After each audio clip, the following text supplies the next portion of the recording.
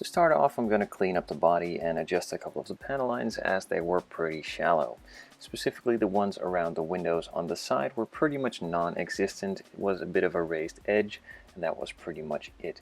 So if you would have sanded that first and then started with the painting process, they would pretty easily disappear. So before I start sanding, I'm just going to scribe these out and make them a bit more pronounced, or in this case just make them as they weren't really there at all, and then move on to the rest of the panel lines, just giving them a little scribe, nothing really special as most of them are pretty good already. Then move on to the sanding process and removing all of the mold lines.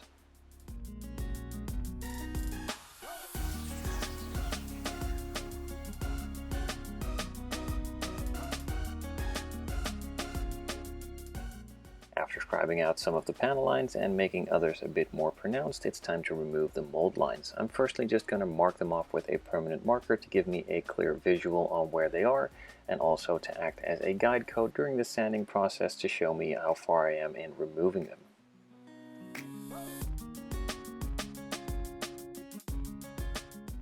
So as usual, the rough work is done with some of the sanding sticks or twigs. I have links to these in the description down below.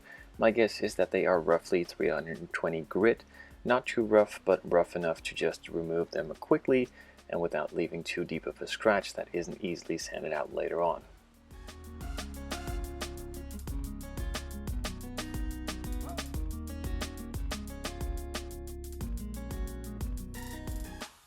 With all of the mold lines now removed, I can move on to sanding the rest of the body using some 600 grit to make it nice and smooth but grippy enough for the primer and paint to stick to it nicely.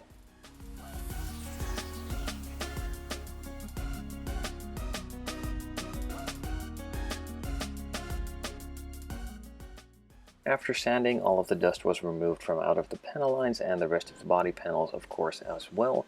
It was then placed on a Tamiya spray stand, of which I have links in the description down below, along with a lot of the other projects and tools I use. And then, of course, I could move on to those hard to reach, easy to forget spots before just priming the rest of the body with a couple light coats as well.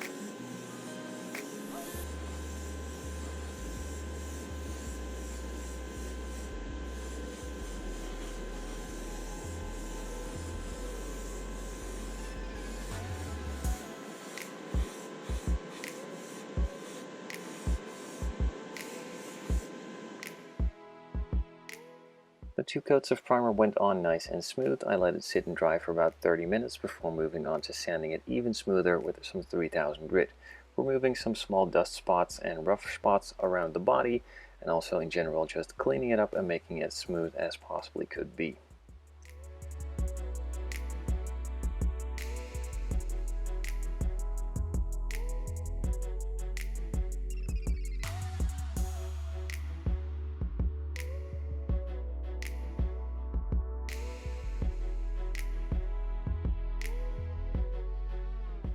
The dust again was removed, it was placed back onto the Tamiya spray stand, and a first 2 coats of silver were applied.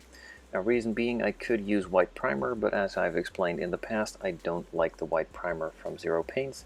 I prefer the gray one, and in order to make it easier on myself and the yellow to cover better, it is the best way to have the brightest possible base coat on there.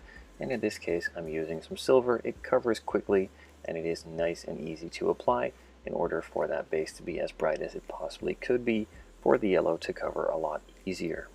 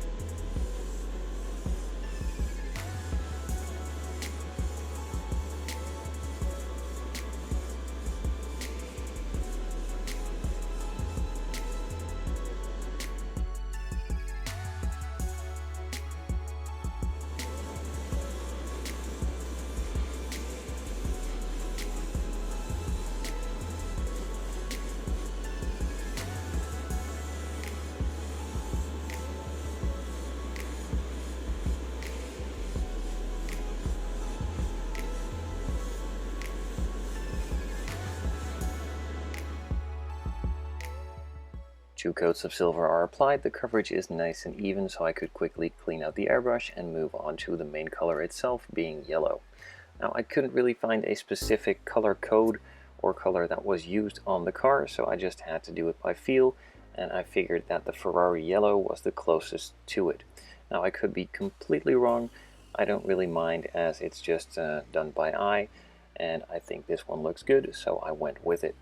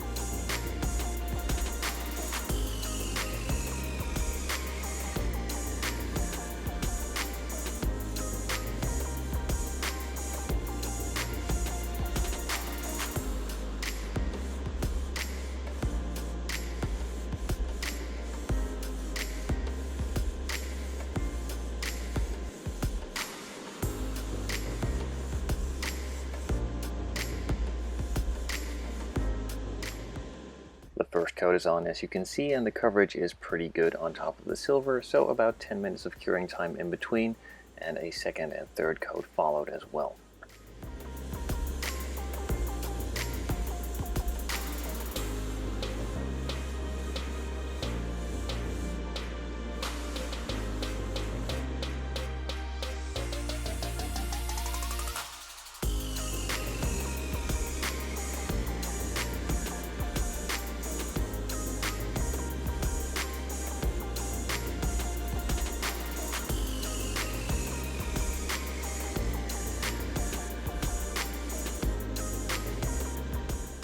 After 3 coats, the yellow covered perfectly fine, and I figured I could move on to the next stage, and that is applying a couple coats of clear, not too thick, not too thin, and not going for that super smooth finish, as it is just to be evened out later with some sanding sponges for the decals to be placed on top of it.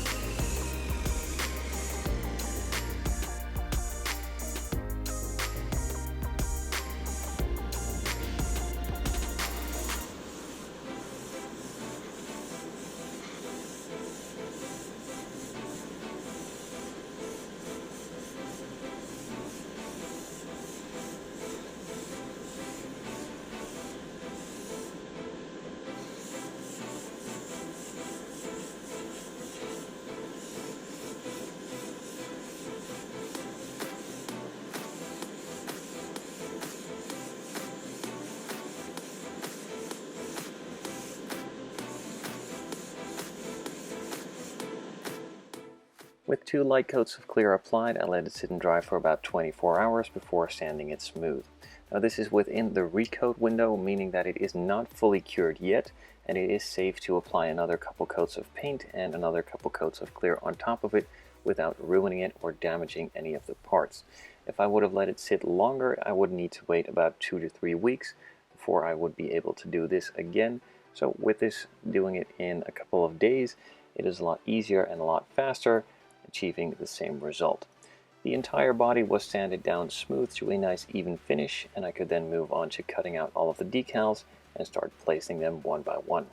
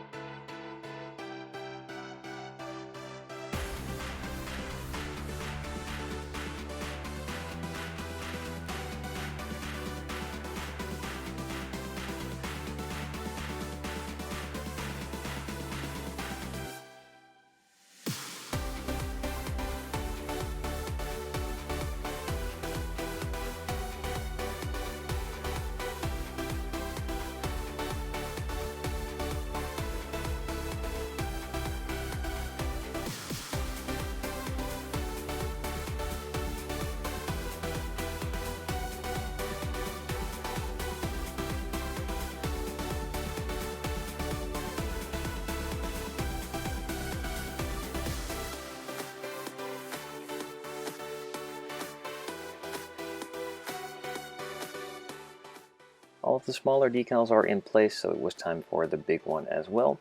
With that one put on, I could let it cure for a couple of hours before moving on to clear coating it for the final time.